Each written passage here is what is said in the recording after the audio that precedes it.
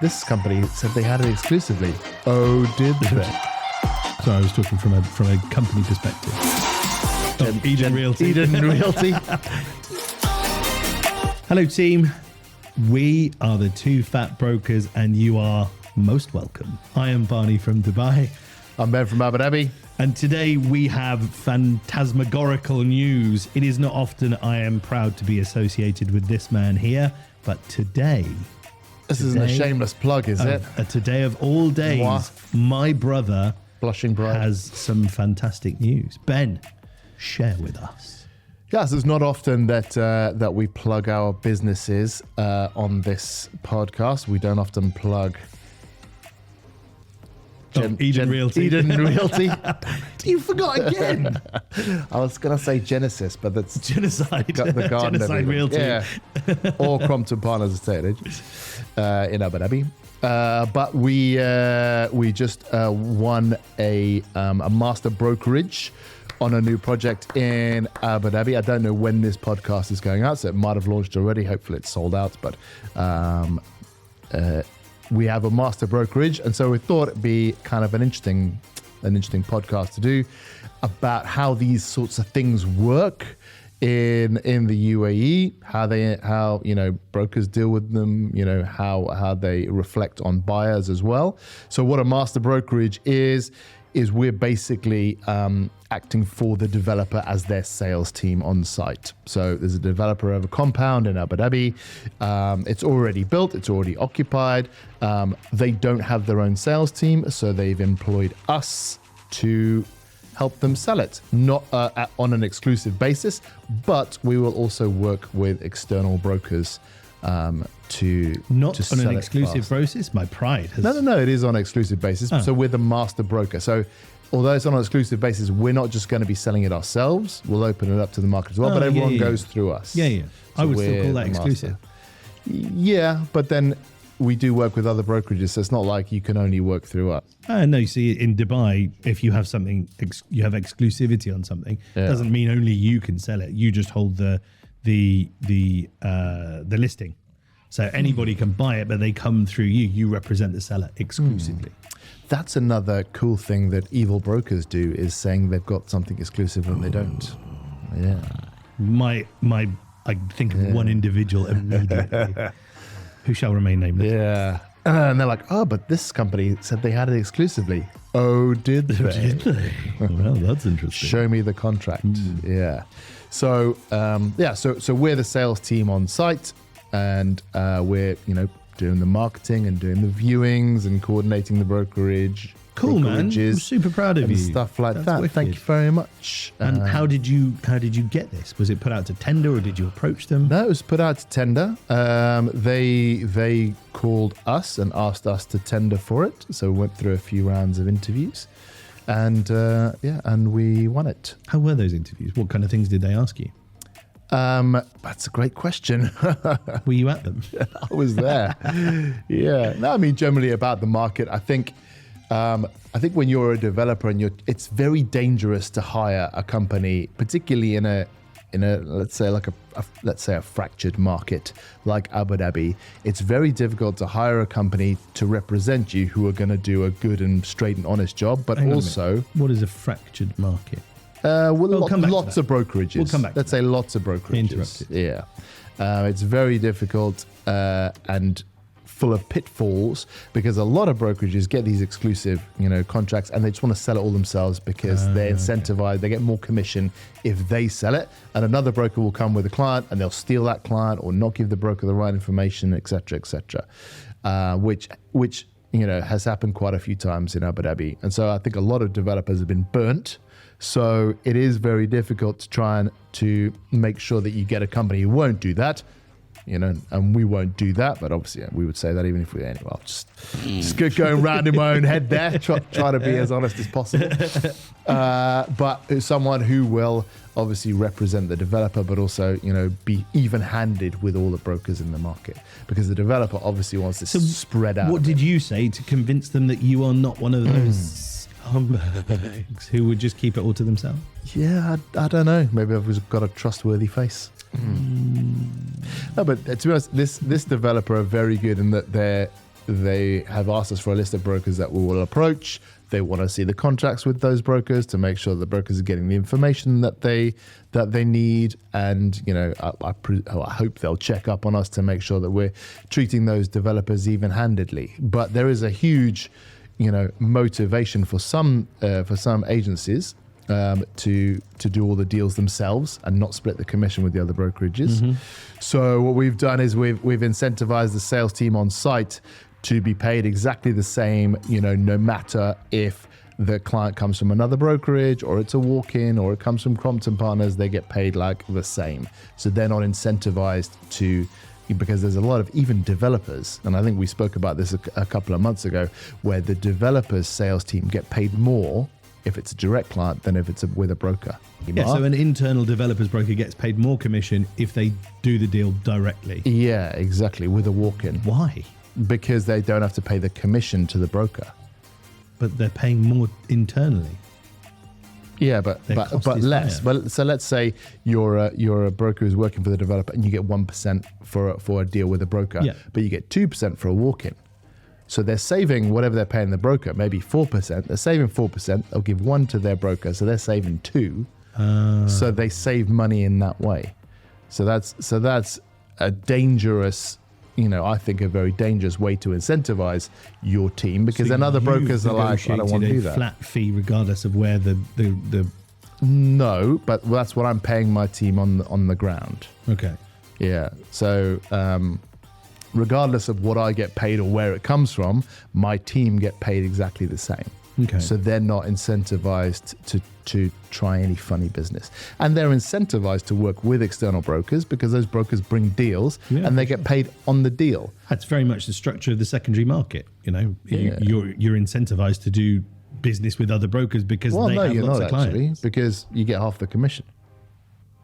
You get the commission from whoever you're representing. Right. So in Abu Dhabi, because generally only the buyer pays commission, you actually get half the commission you would if you do a split deal. Yeah, that used to be the case before people were making a load of money in real estate and sellers all of a sudden became happy to pay fees. Yeah. You used to only get commission. I think it makes more sense that the buyer and the seller both pay their respective brokers. For sure. Yeah. And if there's only one broker in the deal, maybe just one of them pays commission. Is that how it would be? Or would it in Dubai, if there's only one broker in the deal, would you get 4%? Depends on what your agreement is with the seller and the buyer. If you've got a Form A signed where the seller will pay you 2% and there's no question if you bring the buyer that you keep their fee too, then have at it. But sometimes you have a conversation and one party will say, well, you're already getting paid. I'm not paying you any more than the 2%. Any more than you're getting already. But normally you'll get paid by whichever party you represent. So if you represent both, you'll get double bubble.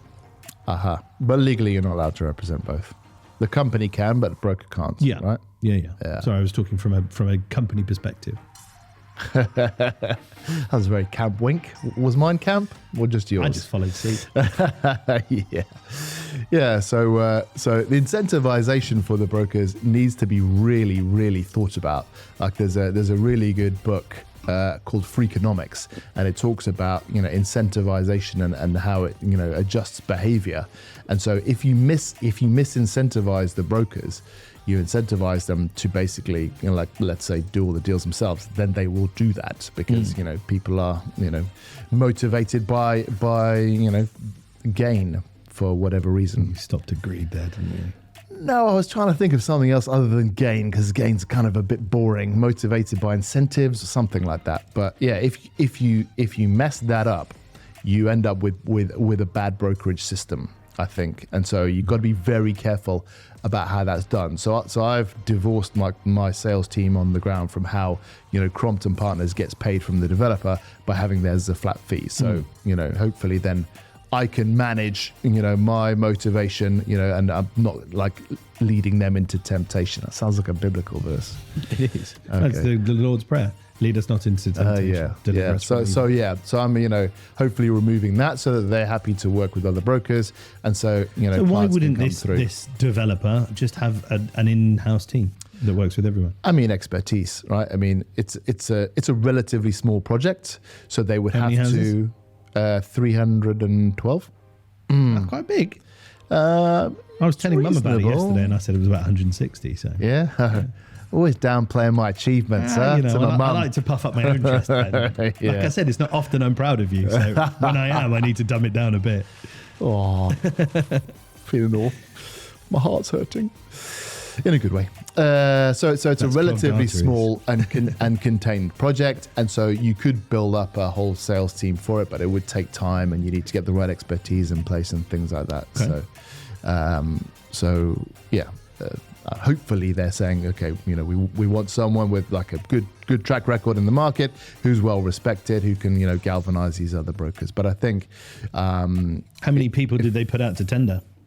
I don't know. I know it came down to 2 of us at the end. I don't know how many were in the tender to begin And what with. set you apart from the other chap? I don't know. Would you not ask? Did you not ask why you got it? Yeah, but I mean, when you ask why did I get it, you're kind of like inviting praise, aren't you? Like, tell me why I'm so good. Yeah, I love that. Yeah, I'd feel uncomfortable. You feel uncomfortable with praise? This is a new thing for me. I may say you're looking very fine today. I'll stop it. You've gone red. Brilliant. Yeah, I told you I'm the crier. So I don't know why we got it. I hope it's because I know it's because we interviewed well. The company did, and we said the right things. Going to Cambridge. I didn't mention that actually until the board presentation. So we had to have a board presentation once I'd already been given the job. That I mentioned that I was there stunned silence? a Cambridge trained lawyer. And I don't know if I've mentioned that before. Yeah, but that really backfired on me because they started to send me all of the sales documentation to review because their lawyer was busy. So I had to stay up late at night going over all of that and trying to seem clever with my comments, which was slightly above my my job description. Well, you haven't been a trade lawyer for 7 years? 10. Yeah, Crompton Partners Abu Dhabi's been going for 10 years. We had our 10-year. We invited you to our 10-year anniversary. Yeah, you were there. Was I there to that one? I went to one recently. That was last year. You were there. Yeah. Mum was there too. That was a good party. Yeah. Yeah, it was nice. Yeah, so we've done 10 years. Is that what that was for? I just thought it was just a knees up. Just a jolly. Yeah, so I haven't done that for a while, but I mean, we review MOUs and that kind of thing all the time. So yeah, it's an exciting project and quite unusual that, as you say, that a developer will use an external sales team to do it. And I think the more projects developers do, they end up building their own internal sales teams. I don't necessarily think it's a good idea to have a massive internal sales team.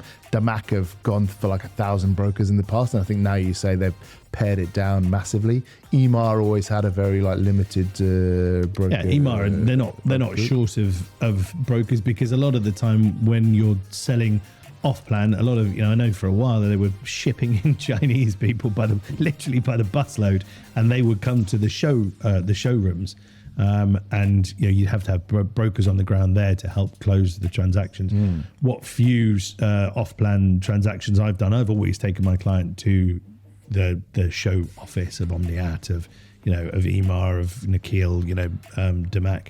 You take them there so that they can see the projects, and the brokers can pitch your client rather than you trying to pitch it to them, because obviously they know the ins and outs. So from that perspective, I think having people in-house, which is what you will become or are for this project, the experts to be on the ground to be able to answer all of those questions, is invaluable.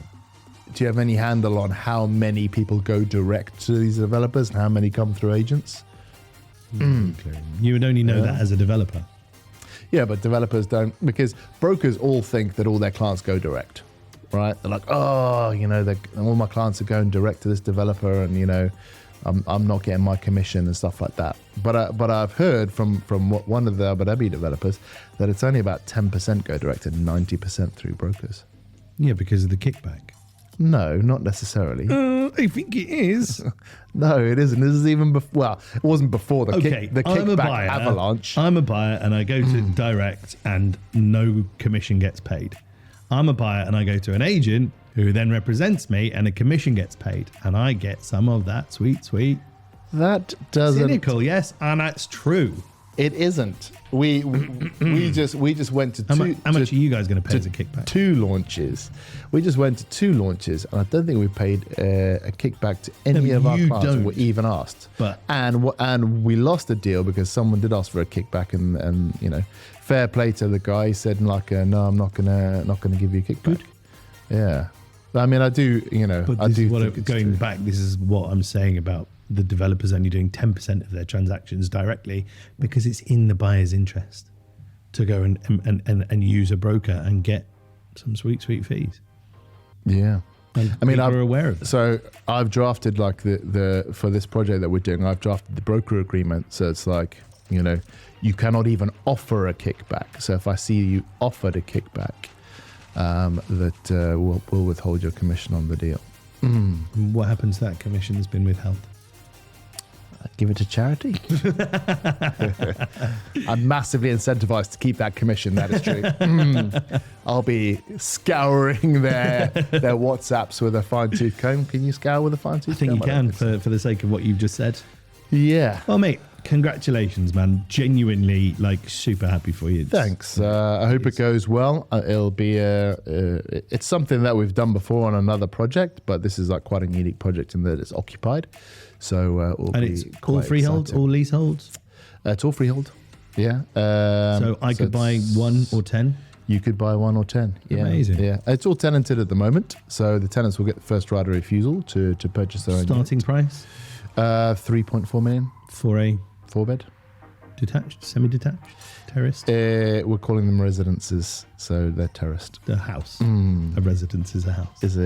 Well, I mean, we're calling them residences. It's all about marketing. So it's a townhouse, 4-bedroom townhouse, 3,300 square feet. And if they reach the market today for rent, what kind of return on investment do you think you'd be getting? You'd be looking at about 220, 230, I'd say. Okay. Yeah, for those entry level ones. Yeah, above 6. Yeah. Nice, man. Thanks. Appreciate it. If you need any information, what is your Instagram handle, Ben? Because I know how much you check that. How does someone get in touch with you? Do you really give people your Instagram handle if they want to get in touch with you? You do? I mean, for email address of this, yes, but you can give your Talking Property 2.0. Ooh, nice. Yeah, thanks. And what's your telephone number? Because 1.0 I had to take down. Why? Let's not talk about that. I want to. Marketing in real estate is a fickle game. You can easily get yourself in trouble. And what is your office landline number so that people can call you if they need? I have no idea. Go get your phone out. Come on. This is an opportunity. We'll put it in the comments below, wherever this is being posted. All right, guys. Well, once more, I am very proud of you, dude. I am. Stop really saying happy. that. Really, it's the last time it's being immortalized. I'm telling Mum. We have been Two Fat Brokers. I have been Barney from Dubai. I've been Ben from Abu Dhabi. See you next time. Bye.